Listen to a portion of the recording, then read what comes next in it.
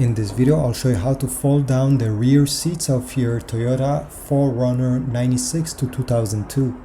So to do so, it's a two-step process. You need to reach for this small cord that is sticking out, pull on it, okay, just like this, until this part folds in vertical mode. Same thing on the other side. And now, well, you may have some trash over there, but the backrest needs to be folded by pulling this small tab over there, and you're gonna notice the headrest is in the way. So to remove the headrest, you need to press this small latch and pull up the top part of the headrest.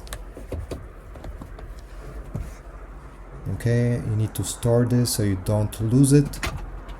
And now you'll be able to fold completely flat the backrest. Just like that. Same thing on the other side, fold the backrest flat after removing the headrest. Now to put back this seat the way it was before, it's the same process but in reverse. So put this there, put the headrest back, and then simply bring back the seat cushion. Okay, you can even tug this over there if you don't want to see it.